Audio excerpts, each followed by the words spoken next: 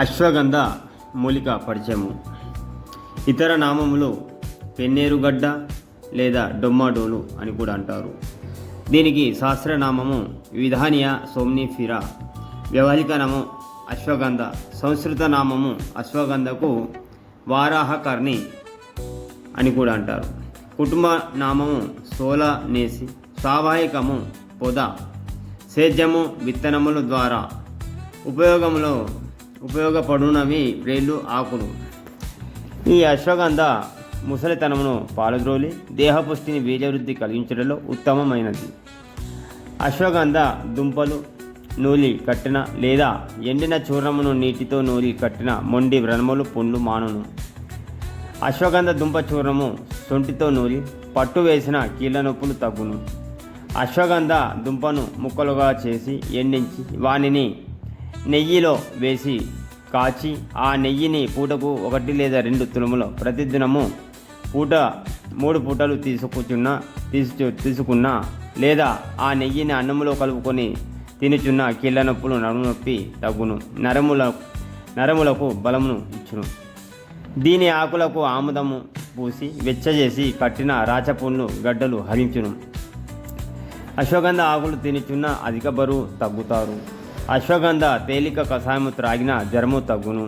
అశ్వగంధ దుంపను నీటితో గంధముగా నూలి దానిని రాయుచున్న లింగదోషములు పోగొట్టి లింగమునకు పటుత్వం బలుపు కలిగించును. అశ్వగంధ దుంప కషాయములో సమముగా పాలు కలిపి తగు మాత్రలో పంచదార కలిపి త్రాగుచున్న స్త్రీల గర్భకోశము యొక్క దోషములు హరించి సంతాన యోగ్యతను కలిగించును.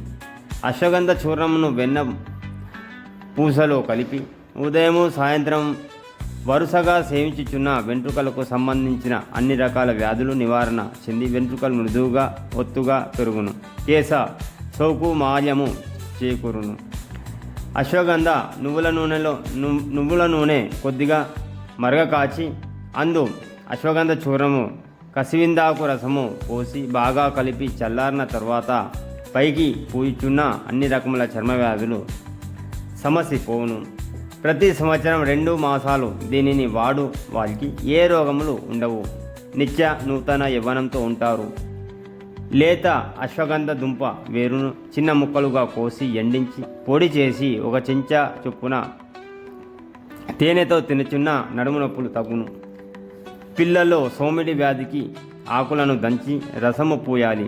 ఈ విధంగా వారమునకు 1 సారి చొప్పున శరీరంపై పూసి మరుసటి దినము తల స్నానం చేయాలి. ఈ విధంగా 3 వారములు చేయాలి. పిల్లల్లో సోమిడి వ్యాధి తగ్గును.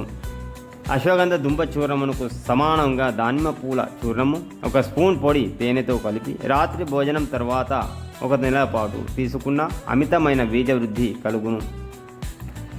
శిశిర ఋతువునందు 1 నెల రోజుల పాటు 4 తులముల చూర్ణమును తేనె నెయ్యితో కలిపి పాలతో త్రాగుచున్న వృద్ధులకు కూడా యువకుని వంటి బలము కలుగును.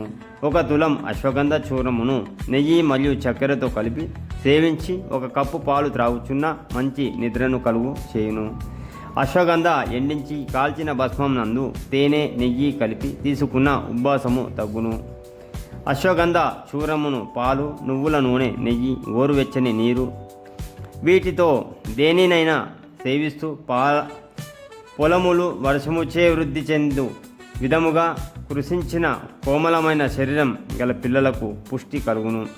1 స్పూను అశ్వగంధ చూర్ణము తేనెతో తీసుకుచున్న గుండె దడ తగ్గును. 2 స్పూన్ల చూర్ణమును పాలతో తీసుకున్న పసిపిల్లల తల్లులకు పాలు వృద్ధి అగును. అశ్వగంధ చూర్ణము శుద్ధి చేసిన పటిక సమానం కలిపి 1 స్పూన్ చొప్పున రోజుకు 2 సార్లు ఋతు సమయంలో తీసుకుచున్న తెల్లబట్ట తగ్గును. అశ్వగంధ ఇది విత్తనం ద్వారా మనకి పంట వచ్చును. అశ్వగంధ వేర్లు ఆకులు కూడా చాలా ఉపయోగపడతాయి. ఇది ఎక్కడైనా దొరికినా కానీ ఇంట్లో మనం కుండీలో కూడా పెట్టుకోవచ్చు. ఇది కుండీలో కూడా పెరుగును. దీనికి ఎలాంటి ఎరువు కూడా అవసరం లేదు. ఇది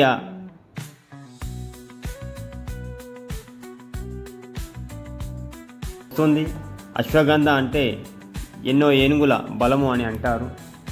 ఇది సేవించిన వాళ్ళకి చాలా బలము, అంటే ఈ కషాయము త్రాగిన వాళ్ళకి చాలా బలం వస్తుంది. Thank you. మరిన్ని వీడియోస్తో వస్తాను. ధన్యవాదాలు.